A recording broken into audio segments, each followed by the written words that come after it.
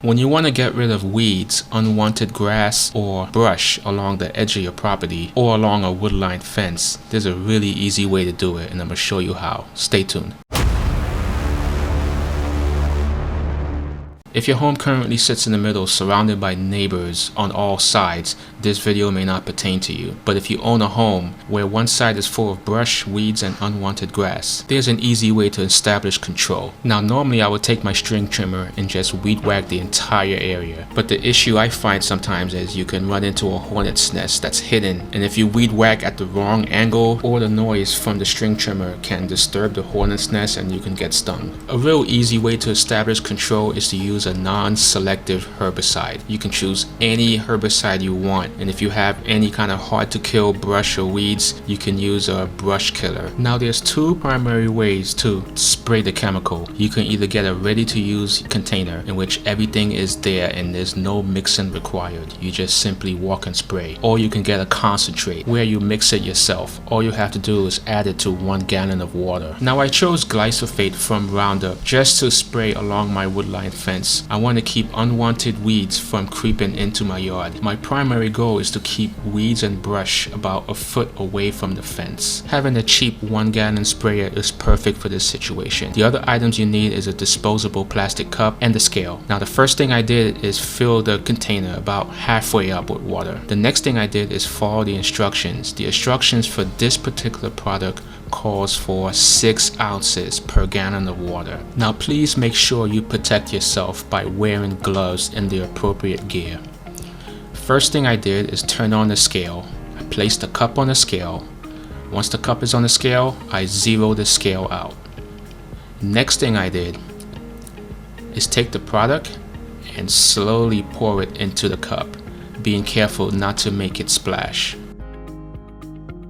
Once I reach my desired amount, I then take the chemical and slowly pour it into the container. Next, being careful not to allow the hose to touch the container, I'm going to fill the rest of the container up to the 1 gallon mark. I then close everything up, making sure there isn't any leaks. I find it's best to use a mist setting or a cone setting.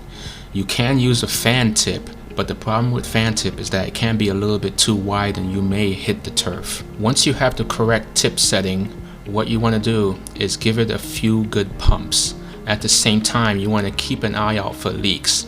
If there's any leaks, you want to stop what you're doing and fix it. This next step is very crucial.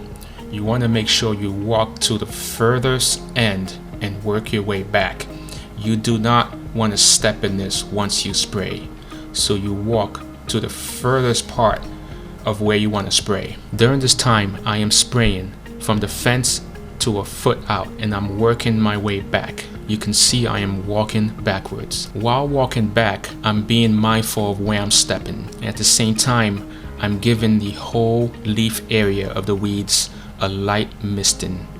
You don't have to go too heavy, just spray lightly and keep moving backwards. This entire process took me about 20 minutes to complete. It is so easy, anybody can do it. Once you're done, it is equally important to find an area, a safe area, to wash out the container. You want to wash it out really well to get rid of all the chemicals inside it. I washed this pump sprayer about 3 to 4 times just to make sure I got rid of all the glyphosate. And here is a footage I shot immediately after I applied this product. You can see there's plenty of green behind this fence here. Within 3 days, you can see a lot of the green has gone away. Some of the tips of these leaves have started to turn brown. And within a week, everywhere I sprayed is just completely dead. And here is a side-by-side comparison. The results speak for themselves. I hope this information helped you out. And if you're new to my channel, please consider subscribing. Thank you so much for watching, and I'll talk to you later.